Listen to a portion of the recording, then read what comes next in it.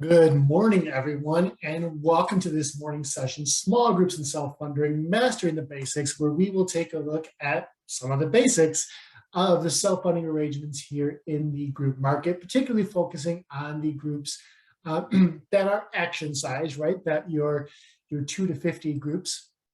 But we'll also take a bit of a look at some of the broader market as well, in case you are working with some large groups here this week. My name is Randy Lober, Learning and Development Specialist here at Action Benefits, and happy to spend the next 45 minutes or so with you as we go a bit deeper into this topic.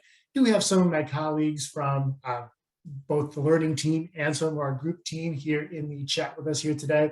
So should you have any questions that I can't quite get to or I can't answer right off the top of my head, happy to answer those with you, for you in a follow-up or hopefully in the chat here as well. Let's get started and talk about what it is we want to talk about here today. What's our agenda look like? Why are we gathered here for the next 45 minutes? First, as I said, we're going to take a broad view of self-funding. We're going to look at the key differences between fully insured and self-funded plans. And the reason we're doing that is not because you're all novice insurance agents, but because I have seen in a lot of industry literature, self-funding is popping up as a small but growing segment of the market.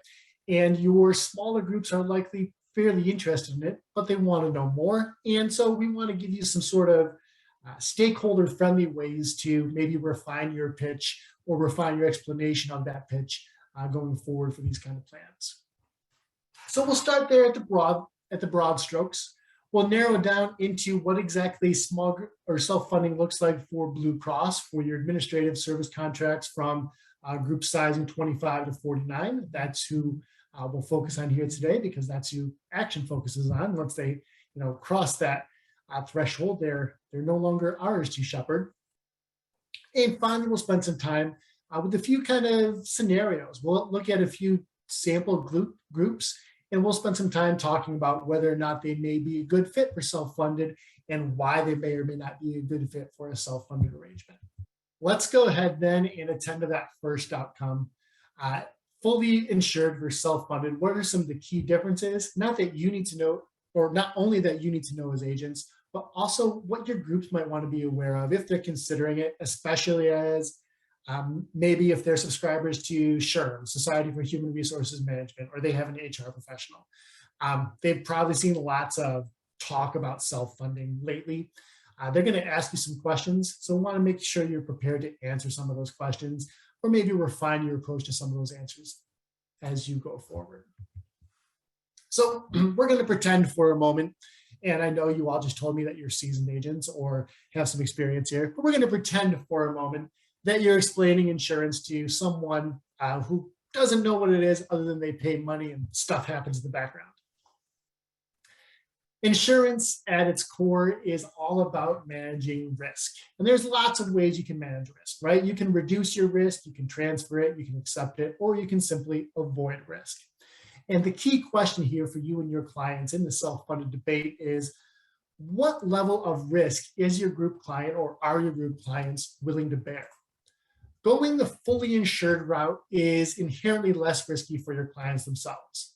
They're simply paying a premium to the insurer, and in return, the insurer, in this case, maybe Blue Cross or one of those other colored carriers, they assume the risk of medical losses, whether they happen by accident or illness. In short, the insurer is responsible for covering the cost of employee health care, cost-sharing obligations, of course, notwithstanding. And that's really it. That's all there is to the story. There's no additional risk to the employer. But there's also no potential to recoup any unused premium dollars. Anything they pay to Blue Cross or their carrier of choice belongs solely to the insurer for the insurer to use as they see fit. What the self-funded approach does for your groups, it means that your group is no longer transferring the risk of paying for those medical claims. It's accepting that risk. Your group may collect premiums from its employees and use those dollars and its own contributions to fund all medical care, whether that care is due to illness or accident. Along with responsibility for paying those claims, though, the employer also has a responsibility to administer those claims, to do all the paperwork that's necessary for those claims and lots of other compliance work. And typically, your larger firms are going to hire a third-party administrator or a TPA to assist in that process. However, some of your larger firms, and we're talking like 500, maybe 250, 500 plus, they might have an employee or a group of employees that they dedicate to administering claims for that work. However, when the group does go the self-funded route, they do take up a lot of more of the compliance burden. There's a whole nother can of worms for them to think of. And granted, they have to think about these sort of things lightly in the fully insured model, but in the self-funded model, they're going to have to pay a lot more attention to things like ERISA, HIPAA, COBRA, ADA, as well as ACA and 5500 tax filings. Most carriers make self-funding arrangements available to groups with 25 or more FTEs, but every carrier is a little bit different. There are some carriers that we've seen that go as low as 2, looking at the broad spectrum of things. And depending on the group size and whatever carrier's own underwriting guidelines, that group may be forced to carry stop loss coverage, which we'll talk about in just a moment. But here's the big thing. Despite all those hurdles, there's one significant benefit to self-funding, and that is because it's essentially a fee-for-service model, your group has the opportunity to recoup some of its healthcare budget in years when its medical spend isn't so high. So in other words, they might have a benefits line item set aside, and in the fully insured model, I know exactly what they're spending every year, increases notwithstanding. But in the self-insured model, they have the opportunity to recoup some of those costs, which can be a boon to some companies' benefits going forward. Now, I mentioned stop loss coverage just a few moments ago, and your self-funded clients, depending on your carrier's underwriting guidelines, they're going to either want or need to carry this stop loss coverage. This coverage does exactly what it said it does, which is unique in the insurance world. What it does is it stops the medical losses that your clients could incur within a given term, generally over a year. Your clients are going to want to need to consider 3 different types of stop loss coverage. On the left side of your screen is individual stop loss. In the center of your screen is aggregate stop loss. And on the right side of your screen is specific runout stop loss. Underwriting policies or the stop loss insurer, if they do work with a separate insurer as opposed to just the TPA, they're all going to require different pricing models and different attachment points for each type of coverage. And that attachment point you can sort of think of as a deductible, almost a straight line analogy here. That attachment point is where the stop loss coverage will attach to the covered contract or group, where the group will have no more obligation to pay for that contract's claims over a given year. So that's a very abstract look. Let's give you a little more detail on that. For example, if we were to look specifically at Blue Cross's underwriting guidelines, we'll do some more detail on that in just a moment. They have a minimum attachment point of $20,000 for individual stop loss coverage, meaning that the employer and employee is on the hook for the first $20,000 of medical and or prescription claims for each contract in that group. After that $20,000 and first dollar, the stop loss coverage will pay for the remainder of that contract's claims for the year. And as you can imagine, that kind of exposure does put a damper on employer budgets. So they might also purchase an aggregate stop loss policy, or they might be forced to purchase an aggregate stop loss policy when going this route. And that policy mitigates the risk for covering the entire group. Aggregate policies look at the employer's claims experience to estimate a group's expected claims, although there are a few other rating methods out there as well, but here we're in the one-on-one course. Depending on those underwriting guidelines from the carrier and the group size, aggregate stop loss kicks in roughly at 120% of that expected claims figure. So if you have a group and they are expected to spend $100,000 on claims in a year, but their actual experience was $150,000, the aggregate stop loss is going to pay for everything between $120 and $150 for that group. And finally, there's individual or specific run-out stop-loss coverage. In the event your group terminates that self-funded arrangement or gets so big, and by so big I mean like 1,000+ contracts, if your group gets that big and stop loss is no longer required by the underwriting guidelines, specific run-out provides stop loss coverage for any claims filed after the arrangement is terminated. So maybe the arrangement is terminated on February 1 or January 31. Let's pick a better date there. But your group's members and their providers don't submit claims until February 7th, February 8th, right? Still within timely filing guidelines, but they're a little bit later on after the official end of the term. These self-funding arrangement, this specific run-out coverage helps to shore up those instances.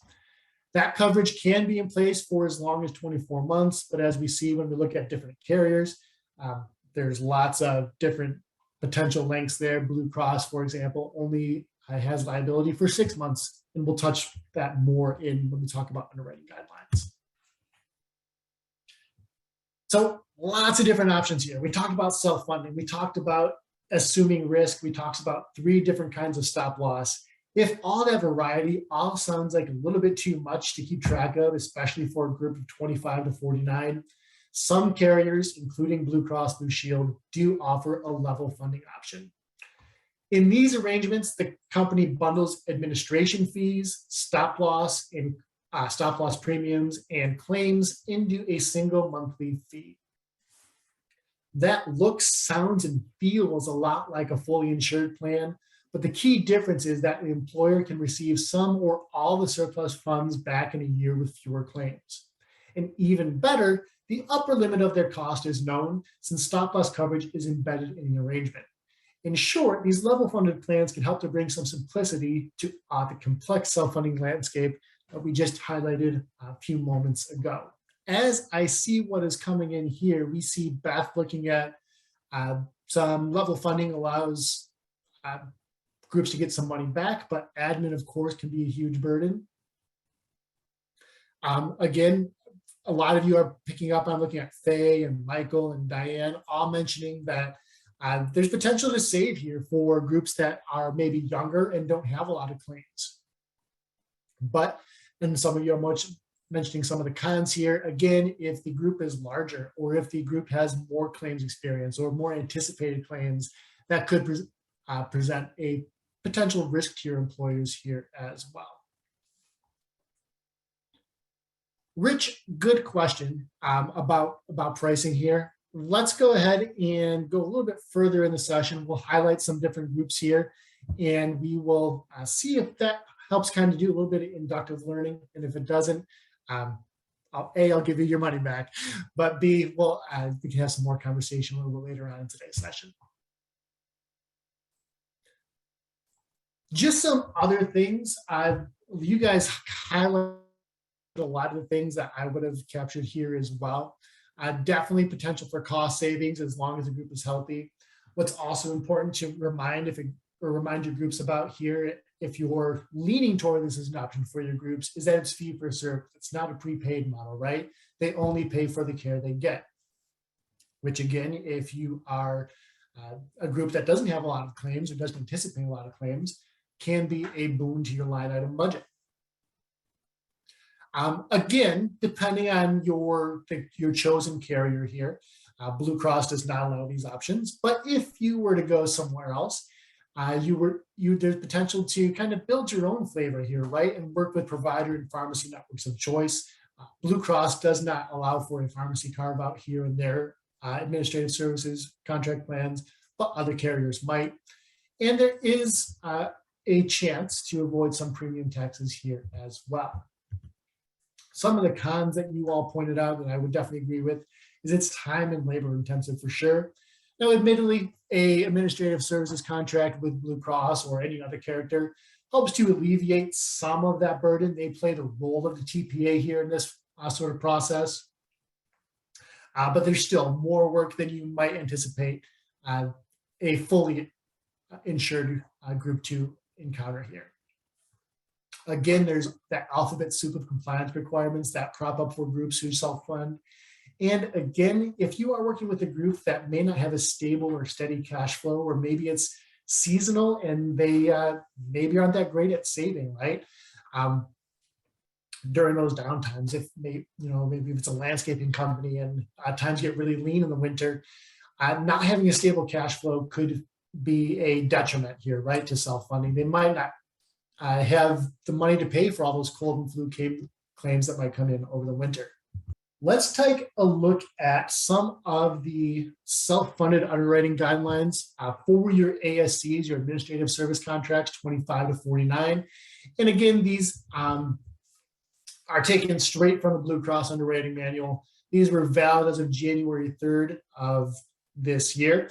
So pretty fresh, but I do want to remind you that Blue Cross does update their underwriting guidelines every quarter. So what is true here today on January 17th may not be true on April 1st. So come back and see me mid-April and we'll see what's changed, if anything. Let's take a look at some of the eligibility highlights here, some things we need to pay attention to as you are thinking about what groups may or may not be a good fit for self-funding. First of all, there's eligibility and participation. 75% of your adjusted eligible employees must enroll in this ASC, this administrative service contract arrangement. What we should point out here, which is maybe different from some other PAR factors, opt-outs and marketplace are counted in the participation calculation here. So Blue Cross wants everyone enrolled in that self-funding arrangement, except for, of course, those who don't count for the adjusted eligibles here, rather. So if they're covered by other group health plans that are not sponsored by this employer, maybe they have spousal coverage. For this case, things like Medicare would also count as group coverage. Those people won't count against that participation rate, but Blue Cross is looking for that 75% participation rate here. Other thing to point out is that the employer must contribute at least 50% of that single rate. Quoting for self-funding is its own unique animal, and for certainly if you're interested in running that quote, I encourage you to reach out to our group team to help you run that quote. Not something that's available necessarily to you in coverage for companies. Takes a lot of different paperwork to go ahead and accomplish that. Our group team is happy to help you out with that, though. Should point out that the ASC contract must be a total replacement of whatever health plans the group may have in place. So you can't have a self-funded and a fully insured option. If you're going to go self-funded, you're all in here for that group. There are no retiree-only plans, and nor can you split out funding of ancillary coverage. So you can't split fund between dental and medical, all in the same boat here. We should also point out when we're talking about ancillary coverage, freestanding and standalone ancillary coverage are not options for your self-funded groups. And for more information about freestanding and standalone, do encourage you to come to our next group dental and vision session, which happens in February. We talk more about how all those benefits can be configured and what freestanding and standalone means, because spoiler, not the same thing as we go forward here.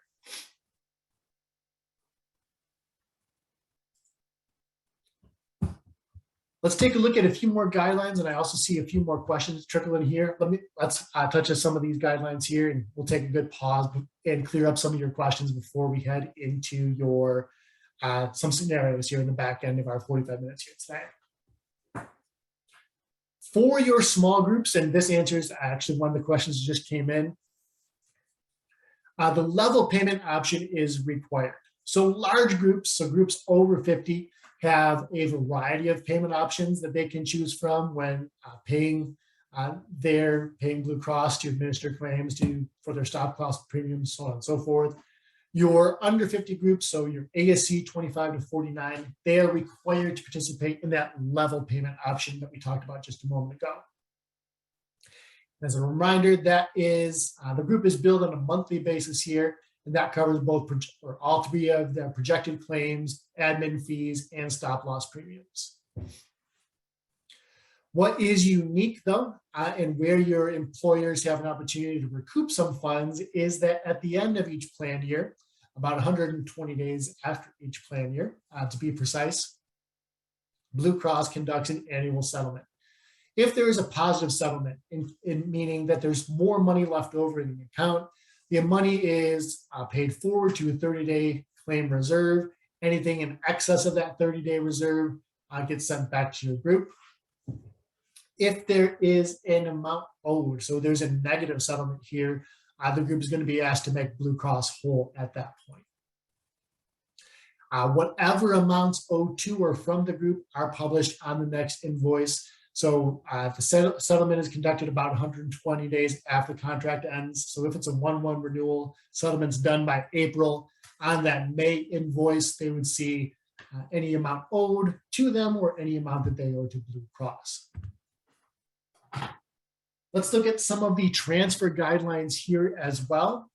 This is really speaking to what happens if your group size changes significantly. If you happen to go under 25 medical contracts, the group is going to automatically transfer to an underwritten arrangement, so a fully insured arrangement at the next renewal. If the group goes over 49, so they go to 50 or more medical contracts, they'll be transferred to an ASC 50 plus arrangement at the next renewal date. And again, because they'll have some more payment options available to them at that point, there's probably going to be some more legwork on your end and on the group's end to figure out what makes sense for them. There are some plan selection guidelines here to be aware of. So what plans can you offer? There is a special or specialized and specific portfolio that Blue Cross does offer. It is only a sliver of the PPO portfolio. It's the ASC 25 to 49 menu, and that is available in their product information section at Agent Secured Services. Again, as I mentioned a few moments ago, Blue Cross prescription coverage is mandatory, so small groups, self-funded or not, for that matter, can't carve out their pharmacy and bring it somewhere else.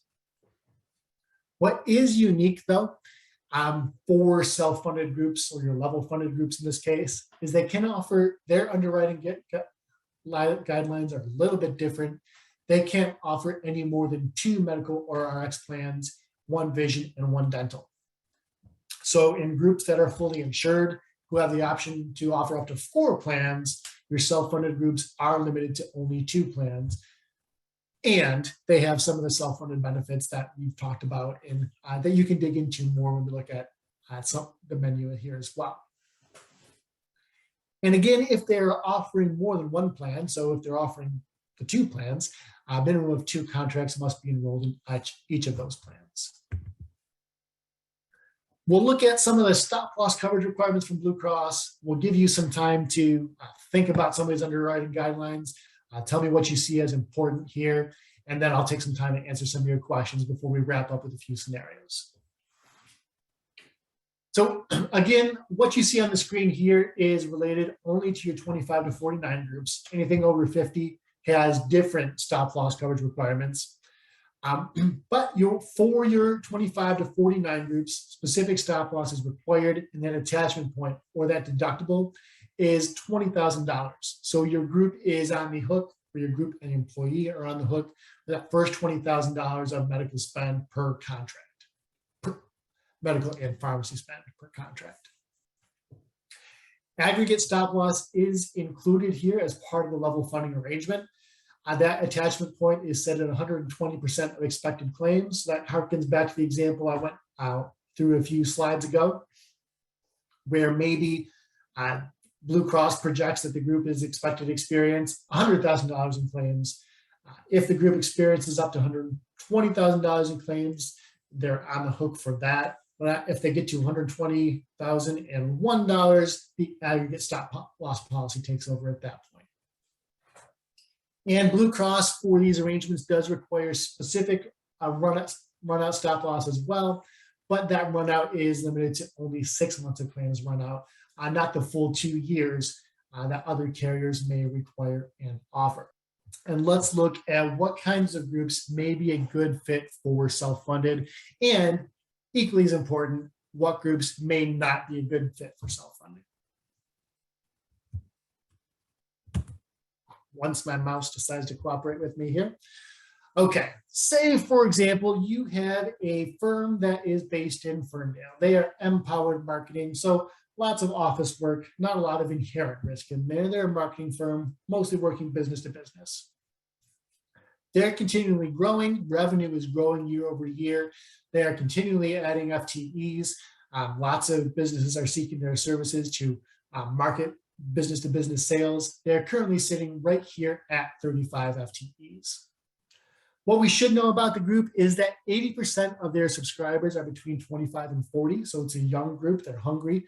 They're working to make their name here in the industry. And because a lot of them are 25 to 40, there are lots of young dependents here.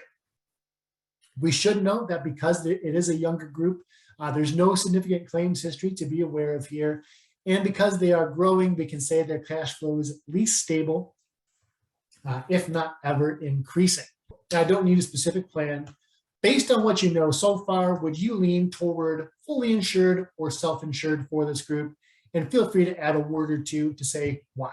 Go ahead and take a few moments to tell me whether you're thinking fully insured or self-funded for this group. So seeing some of you come in more privately here, which is just a nature of sharing some thinking here. Some of you coming out very publicly with your thinking here too. And I think the answer for this group is it depends. Most of you who are coming in on the side of self-funded. Could be a pretty good option for this group because of their low claims history, because they're young and probably relatively healthy as well. Some of you, though, are picking up on their young dependents, though. And I can tell you that as a father to 2 young children, there has not been a year in the past 5 years I have not hit my out-of-pocket maximum. So it might depend a bit on the group's own risk tolerance and what they can reasonably afford to expend here, right? If all of a sudden maybe they have the company cookout and 5 kids go home with broken arms from an aggressive dodgeball tournament or whatever the case might be, that could, as kids roughhouse, that could impact their claims experience, right? So it depends, like a lot of things in insurance, depends on the group's own risk tolerance. But self-funded could be a good fit here, again, based on what the group is seeking. Let's look at a different example. We have All-Star Carpentry here. So a little bit more inherently risky of a job, right? They are unfortunately experiencing a bit of shrinking. They've done some layoffs here as the housing market has slowed down, again, after the way it heated up during the pandemic. Currently sitting at 28 FTEs, and most of their subscribers are 50 plus. There are some dependents, most of them are older here. Because they're in the carpentry firm or carpentry business, they have a significant surgical claims experience, right? Members are having shoulders repaired and knees repaired and all kinds of things repaired. And because it's a carpentry firm, their cash flow does ebb and flow seasonally. Work is a little harder to come by in the winter. What are you thinking about for this group? Is self-funded or fully insured a better fit for a group like this? Go ahead and type your answer in the chat. So we have Rockstar Recruiting. They are a firm based out of Northville. Little turnover here in the last few months, fairly stable group composition, sitting right at 40 FTEs, wide variety of ages represented there, from 25 up to 50 plus. So good, lots of experience for everyone to draw on. Lots of new ideas coming into the firm for everyone to draw on here as well. However, 2 members of the group do have a cancer diagnosis. That's one claims issue we should be aware of here. Outside of that, though, the cash flow for the group is relatively stable. They don't see lots of seasonal work. Employers are always looking for to this firm to help them fill their roles. What are you thinking about for this group? Does fully insured make sense, or does self-funded make more sense? Okay, some of you are hedging your bets a little, not putting your feet firmly into either camp and saying that you might quote both and then compare and work with the group. That makes sense. Some of you are pointing out that the cancer diagnoses may make self-funding costs prohibitive. And again, this is an issue where it depends on the risk tolerance of the group and what their medical spend budget might be. But I would tend to agree with you in that case, right? Cancer treatments, depending on what they're doing, can pile up rather quickly. If not for those 2 cancer claims, this group could be a pretty good fit for self-funded, but we have to take a look at that issue and how that could impact the group spend.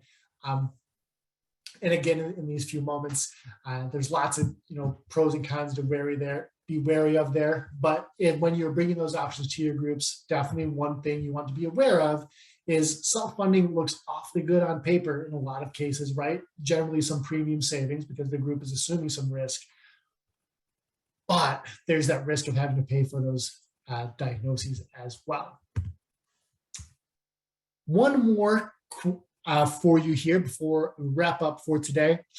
This is Bespoke Boutique, a little boutique, say they're in Milford here, fairly stable group, only 10 FTEs, most of which are under 35, so retail operation here, no significant claims history, and their cash flow is stable. For Blue Cross Blue Shield of Michigan, emphasis on this one carrier and some of the underwriting guidelines we talked about today. Which option is a better fit, fully insured or self-funded? Dennis, you stole my thunder, but you're exactly right. They're not eligible for self-funded. A little bit of a trick question here. Because they're only 10 FTEs, they're not eligible for self-funded on Blue Cross guidelines, to be clear. Other carriers, they may have some self-funding options. Okay, ladies and gentlemen, again, thank you for your time and attention here today. If you have anything else you'd like us to see in a 201 or anything else that was helpful today, happy to stick around and hear it from you. Again, for more specific questions, do encourage you to reach out to our group team, mygroupsupport@actionbenefits.com or 866-501-8727.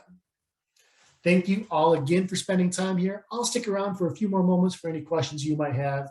But again, feel free to go about your days here. I won't begrudge you leaving here 5 minutes after when we said we'd be done.